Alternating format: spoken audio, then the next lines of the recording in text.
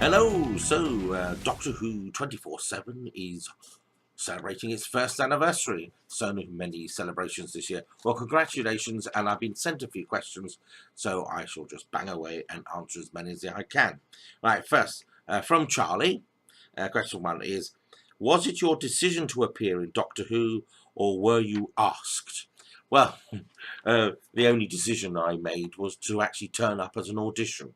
Yeah, I was called in December 2009 to go for an audition, sent a script, learnt the lines, turned up at a church in Tottenham Court Road, and did my bit before camera, along with 6 others. Yes, there were 7 roly-polies up for the role of Dorium, and I was the chosen one. So the only decision I made was to actually turn up at the audition. You'd be surprised the number who don't. Right, Katya, question 2.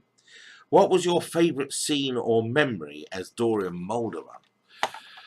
Well, that's quite difficult because everything was so memorable, really. I thoroughly enjoyed the whole experience. Let's have a think. Well, the best memory, of course, is actually seeing the TARDIS for the first time. I found that very emotional, but that's because I'm a fan. As for the best scene, they were all excellent. I thoroughly enjoyed doing the Head in the Box with Matt Smith. I just thoroughly enjoyed it all. There was the battle scene in The Good Man Goes to War. There was lots of stuff, actually, which didn't end up in the final cut, which was good fun. But I think at a snip, I have to say, the scene with Frances Barber playing Madame Kavarian, it was extremely nerve-wracking for me because I've respected Frances for many years, seen her on stage and television, so I was very nervous underneath, but I thoroughly enjoyed it, and I think it actually came out quite well. Right, question 3 from Alexander. How is Doctor Who any different from any other show you have worked on? Oh, that's quite a different question as well. I mean, the main difference with Doctor Who, let's have a think. Firstly, I'm a fan of Doctor Who, so I'm a fan who's ended up in my favourite programme. And being the BBC's flagship production, there's all the prestige around it, so it's very exciting. The other thing, of course, is it's international. And there are conventions. I get to actually meet the fans. Other shows I've done, there aren't always the opportunity to meet the fans for those specific shows. But now Doctor Who is international. I get to travel the world and have lots of fun talking to everyone. So that's, I think, is the main thing is how it's happened. And of course, doing the production with the people that you love is always exciting. Kenneth, question 4. What was the application process for Dorium's makeup, and how long did it take to put on? Right, well, they allow a 2-hour slot for me, which is very good, because poor old Dan Starkey and Neve McIntosh have nearly 4 hours in their makeup, but for me, it's very straightforward. They allow 2 hours. It doesn't take 2 hours, but they shave my hair off my head, and put on some protection cream, as a barrier, and then just paint on blue body paint, ordinary blue body paint, whatever the make is number 37. And then when Dorium had his body, my fingernails were painted with blue nail varnish, and then sprayed with some what they laughingly called fixing agent. Though because you perspire from underneath, it didn't really work very well, and it was very sticky, very uncomfortable. But that was it, just 2 hours. But being water-based, it comes off quite easily. So at night, I was able to take about 40 minutes just to take the makeup off. But all very straightforward, really. Right, allons-y. Right, okay, number 5. What was it like when Dorium only had a head? Actually, do you know, it was good fun. It was a little uncomfortable, and I must admit, because I was sort of stuck inside this big box, I did feel a little self-conscious at times. But Matt looked after me very well, as did with the production team. It wasn't until they actually put Dorium's box on my head that it suddenly dawned on me I couldn't hear properly. I had no peripheral peripheral vision, and I wasn't too sure how much to project by, but that's when you rely on your team around you. They just stuck up a thumb, the sound crew, and said, yes, okay, and so I just went for it, really. Right, so question 6 from Kenzie. Are you excited about going to Armageddon Melbourne in Australia? Well, absolutely. First time have been down under, and as well as meeting the fans at Armageddon, which I know is a huge convention. As well as Melbourne, we're going to Auckland as well, and then prior to that, Ian McNeice and I are going to do a smaller, intimate conventions at for Culture Shock at Sydney and Brisbane, and it's all very exciting because I've got relations and friends who live in Queensland, so it'll be an opportunity to catch up with them as well.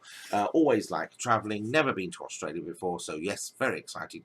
And more importantly, a continuation of the world tour of my one-man show panel called My Dalek Has a Puncture. So all look out for that. It'll be coming to a space near you, as they say. Yes, Australia, very exciting indeed. Right, S. Wallace for question number 7. What is it like being in Doctor Who this close to the 50th anniversary? Well, this year has been extraordinary, and a lot of people have commented that I've been spending a lot of time at conventions and things, and I will say that is deliberate because there are a number of one-off events getting on the tailcoat of the fact that Doctor Who is 50, and I'm thoroughly enjoying it. I know it'll be a little quieter on the convention front next year, but then there's lots of other things in the pipeline to do. Yes, it's all very exciting. Being interviewed for this, interviewed for that, photographed for this, photographed for that. It's very special, as I've said before, being a fan and associated with the show at this particular historical time is marvellous. Right. Felix, question 8. What was your first experience when being introduced to Doctor Who, and how did your fantasies start? Well, I was born in 1961, so when Doctor Who started, I was only 2. So I don't really quite remember the first episode, but I do remember William Hartnell's stories towards the end of his tenure. And we used to sit around the television as a family and watch Doctor Who and then talk about it afterwards, because there was lots to learn, particularly in the early stories. So that was my first experience. My first fantasies, well, I can't really say when they started, really, but my grandfather in particular, who was an engineer, believed very strongly that we would get to Mars. And my great-aunt Tina, who died at the age of 101 in 2005, she was a firm believer in everything sci-fi. She was Star Trek's oldest fan, as far as I know. And again, we used to discuss the plausibility and the possibility of getting to places outside our solar system. And so it's really just a family trait that we imagine what things could be like. And after all, if it weren't for us people with imagination, we would probably all be stuck in a cave beating a dead deer with a stick. Okay, Jack, question 9. Are you involved in the 50th anniversary celebrations? Well, at the moment, I haven't been invited to do anything official, but there are lots of unofficial things which are sort of planned as Plan B. Yes, and I'm involved with all sorts of things for that. So I shall be having lots of fun. I know BBC South East have asked me to attend some function they're doing on the 22nd of November. But as for the 50th anniversary show, no, I'm not in it at all. As for the Christmas show, no, I'm not in that at all. Well, not yet anyway. And as for the anniversaries, yes, I'm absolutely certain I shall be doing something over the weekend. But what, I don't know. Apart from, of course, watching the programme. Right, Daniel, question 10. Would you ever like to return as Dorium Maldovar with Peter Capaldi? Yes. Short answer. Yes, lots of fans keep on asking, is Dorium going to return? The answer is I have no idea. I'd very much like to, but it's up to the powers that be, and Mr. Moffat's got to sort of think up some stories where he feels Dorium would be suitable to be involved. And yes, as I've said in previous messages, I'm a big fan of Peter Capaldi, and the opportunity to work with him would be marvellous. Well, that's the end of my questions for you now. Happy anniversary again. Well done, everybody. Well done for keeping this sort of thing going. And here's to your second year. Bye.